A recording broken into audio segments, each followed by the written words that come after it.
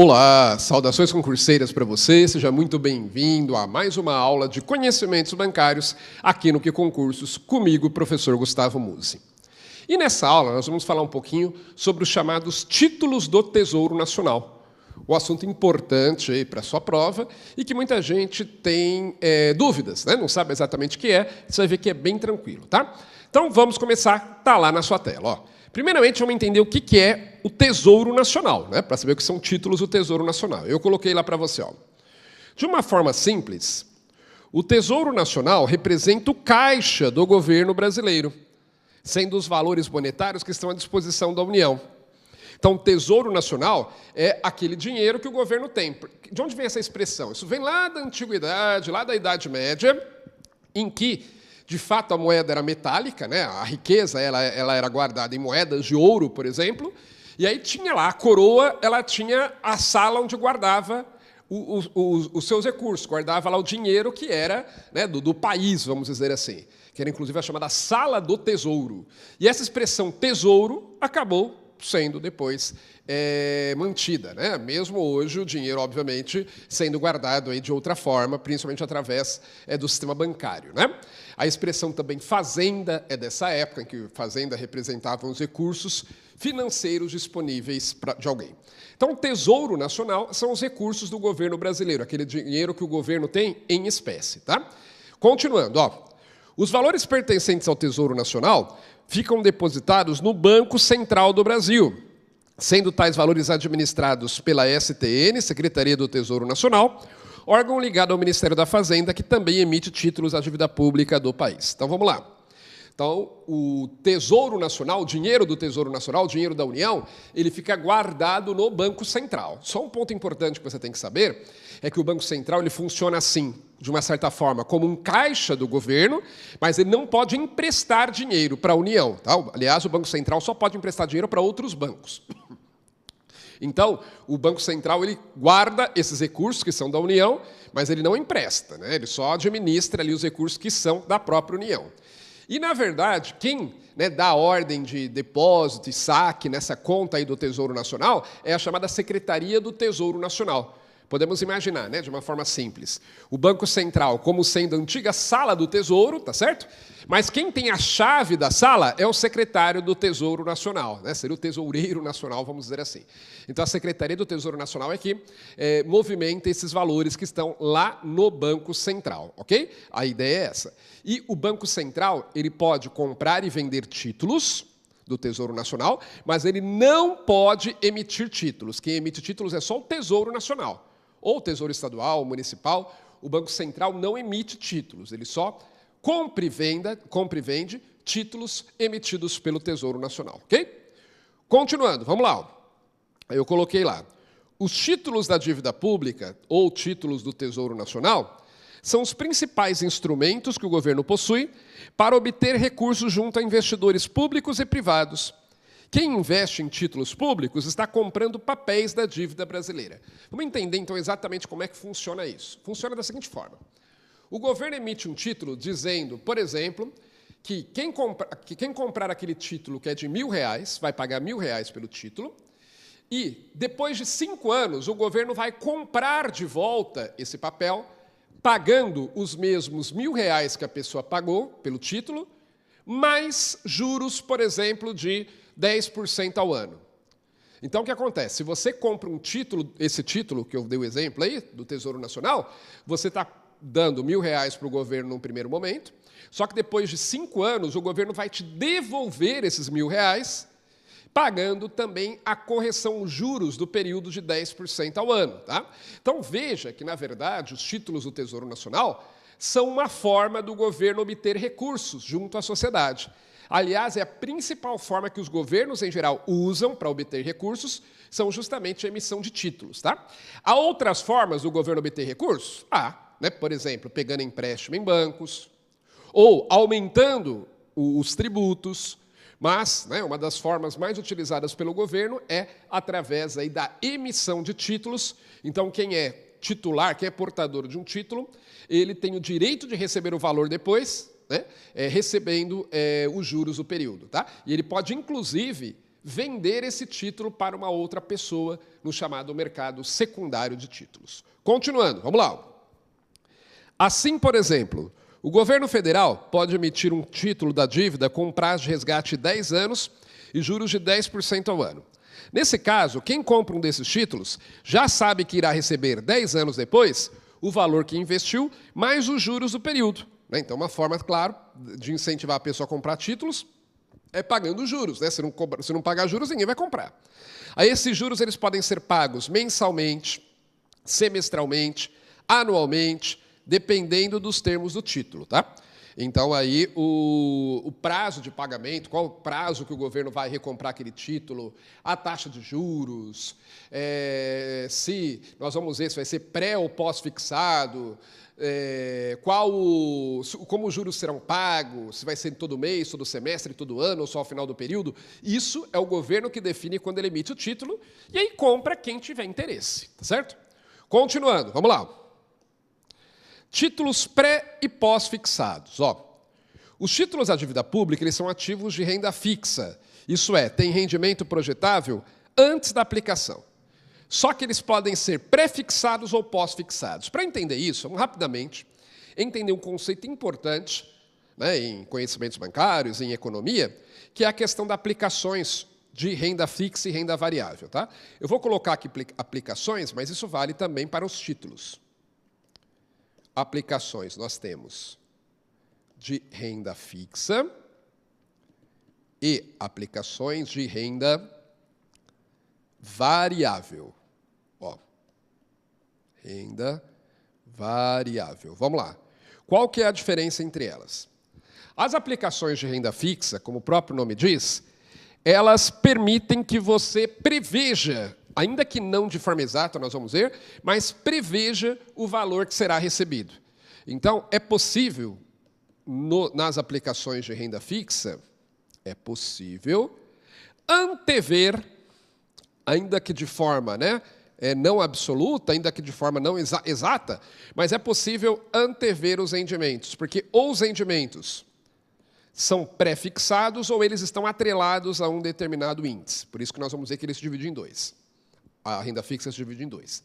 Aí nós temos as aplicações de renda variável, em que o rendimento é incerto.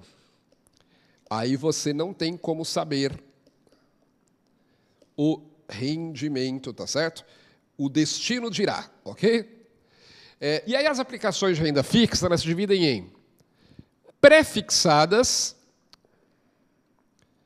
e pós-fixadas. Pré-fixadas e pós-fixadas. As aplicações de renda fixa pré-fixadas, sabe-se o valor exato, define-se o valor exato dos juros. Define-se o valor exato dos juros. Então, aí não há dúvida quanto será o valor dos juros. O valor é exato, não é aproximado. Por exemplo, aquele exemplo que eu dei, o governo vai pagar 10% de juros ao ano. Já é definido. 5%, 6% de juros ao ano. Já é definido. Então, é pré-fixado. Já nas aplicações de renda fixa pós-fixada, o rendimento, os juros, o rendimento, ele é atrelado a um determinado índice. Ele é atrelado a um índice. Atrelado, vamos lá, corrija aqui. Atrelado, ou seja, ele está vinculado a um índice específico aqui. A um índice. Por exemplo, IPCA, Selic, aliás, IPVA não, IPCA, né? IPVA é outra coisa. Vamos lá. IPCA, Selic, IGPM, etc. Tá? Então, veja que aqui eu tenho a aplicação ela vinculada a um índice. Então, não tem o valor exato, certinho, porque depende de quanto vai dar esse índice, mas eu consigo fazer uma previsão, mais ou menos, aproximada. Né? São os títulos de renda fixa pós-fixados, ok? Então, aí, e tem os de renda variável, né, que eu já falei, esses de renda variável, Não dá para saber, um exemplo aqui, o exemplo mais comum citado disso são as ações de empresas. Quando você compra ações, você nunca sabe, né, se a ação vai aumentar, se o preço dela vai subir, se vai diminuir, por aí vai, ok? No caso, preste atenção, dos títulos do Tesouro Nacional, eles são títulos de renda fixa, mas aí podem ser pré-fixados ou pós-fixados, que é isso que eu estava falando para você. Vamos voltar lá, ó. Esse rendimento, então, dos títulos do Governo Nacional, do Tesouro Nacional, esse rendimento pode ser pré-fixado, que é um juro anual definido, como no exemplo citado acima, né, dos 10% lá, ou pós-fixado, como ocorre em títulos que têm o valor dos juros atrelados à variação da Selic, ao IPCA ou algum outro índice, ok? Então, existem títulos do Tesouro Nacional pré-fixados e pós-fixados. E, às vezes, você tem uma mistura dos dois. Por exemplo, o título diz que ele vai pagar a cada ano, o IPCA do ano mais 5%, por exemplo. Tá? Então, além do IPCA, vai ser pago mais 5%. Então, aí é um título aí misto, né? Que vai entrar como renda pós-fixado, porque, né, você não sabe o valor exato, embora tenha uma parte pré-fixada, ele é considerado pós-fixado aí nesse caso. Tá? Tem uma parte que seja pós-fixado, já é considerado um título pós-fixado, ok? Então, esses são os títulos do Tesouro Nacional, são de renda fixa e podem ser pré-fixados ou pós-fixados. Continuando, vamos lá. Ó, mercado de títulos públicos. Os títulos públicos são emitidos pelo governo no chamado mercado primário, que abrange as ofertas feitas diretamente pelos emissores dos títulos, no caso, os títulos públicos, o emissor é o Tesouro Nacional, conforme vimos. Uma vez adquiridos por alguém, porém, esses títulos podem ser comercializados com terceiros, no chamado mercado secundário. No mercado secundário, os títulos podem ser vendidos por um valor igual, maior ou menor do que o seu valor nominal. Então, por exemplo, vamos lá. O governo tem lá, você tem o Tesouro Nacional, e o Tesouro Nacional emite títulos lá. Opa, cadê? Foi.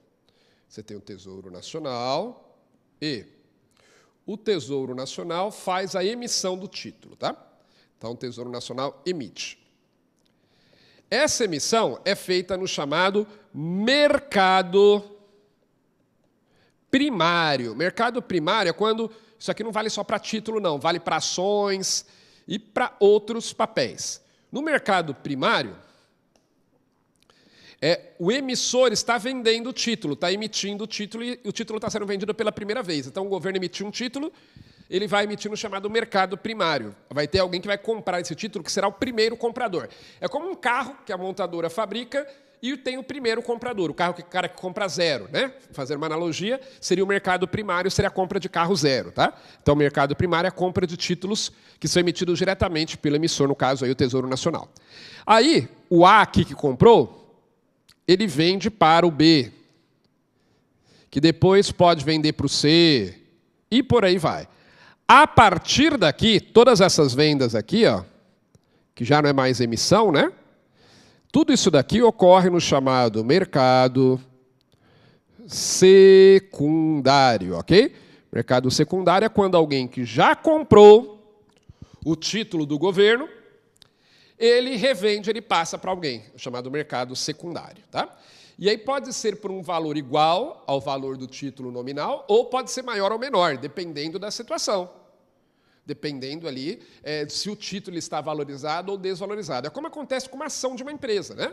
Quando a empresa emite uma ação e vende, né? Normalmente ela não emite uma ação só, ela emite um lote de ações, e ela vende esse lote, tem lá um valor que ela determina, ok? Até no próprio mercado primário pode vender por um valor maior ou menor do que o valor de face, mas vamos imaginar que ela venda pelo valor de face, exatamente. Aí a pessoa que comprou essas ações pode revender por um terceiro, concorda?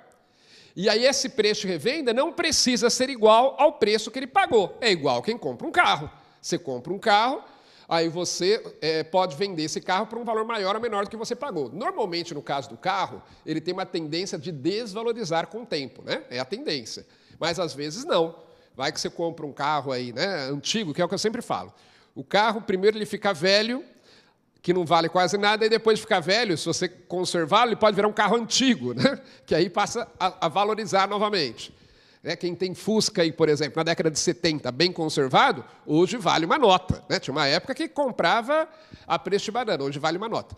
Então, o carro também, com o tempo, eventualmente, ele pode desvalorizar. Mas o fato é que, quando você vende um carro, você não precisa vender, não vai ser necessariamente o preço que você pagou. O mesmo acontece aqui no chamado mercado secundário. Vai depender ali, principalmente da expectativa em relação à taxa de juros. Porque se você tem uma expectativa de que os juros vão diminuir e o título ele é pós-fixado, atrelado à taxa de juros, as pessoas estarão dispostas a pagar mais por esse título que foi emitido antes com uma taxa de juros maior, por exemplo. Tá certo?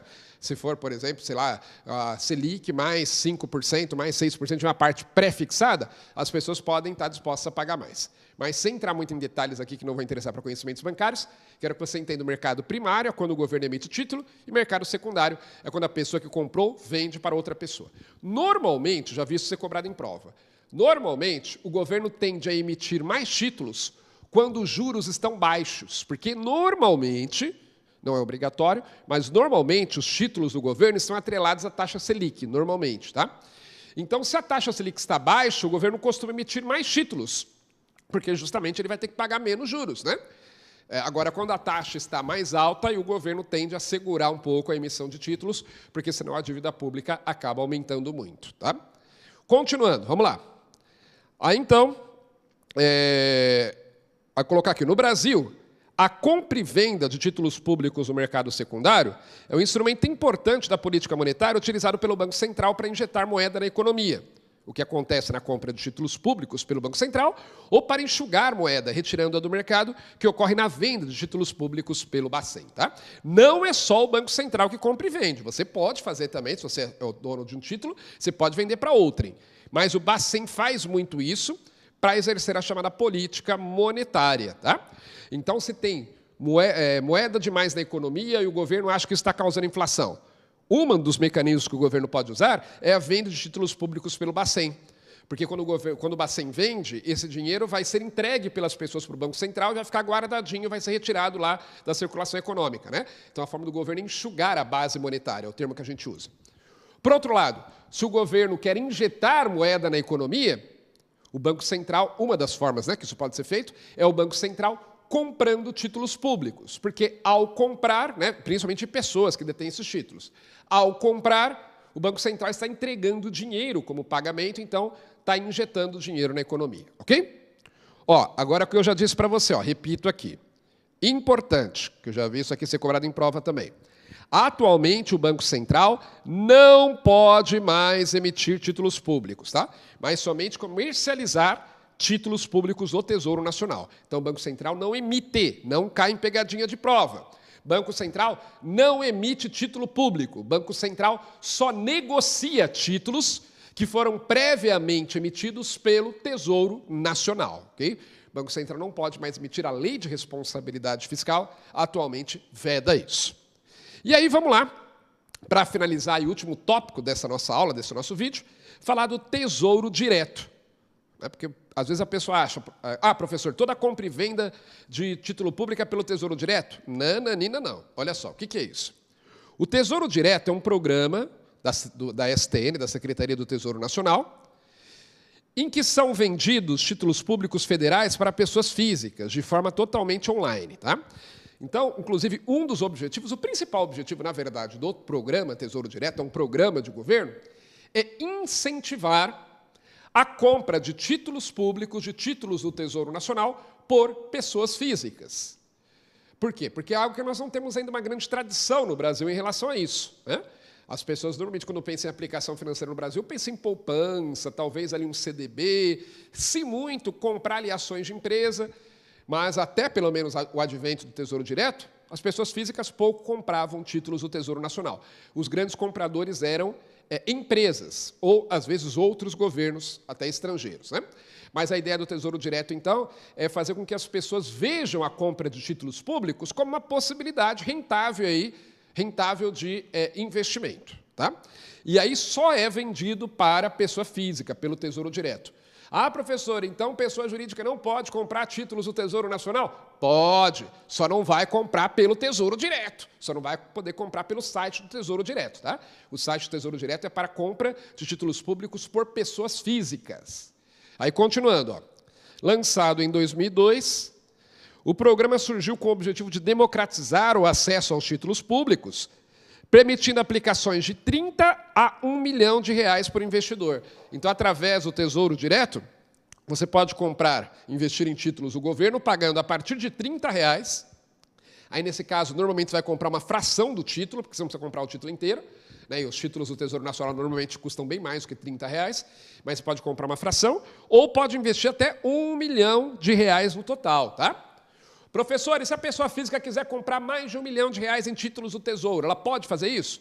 Pode, mas aí o que exceder 1 milhão não vai mais ser feito pelo Tesouro Direto, vai ter que ser feito pelo mercado normal ali, contratando uma corretora, pelos meios normais, os quais as próprias pessoas jurídicas se utilizam, por exemplo, tá certo? Muito bem, então, nessa aula aqui, nesse vídeo, nós tratamos aqui sobre títulos da dívida pública, também chamados de títulos do Tesouro Nacional. Não é? Vimos o que são, vimos primeiro o que é o Tesouro Nacional, vimos o que são títulos do Tesouro Nacional, vimos que são aplicações de renda fixa, mas que podem ser pré- ou pós-fixados, e falamos também um pouquinho sobre o programa Tesouro Direto. Vamos ficando por aqui. Bons estudos para você, um grande abraço. E até a próxima!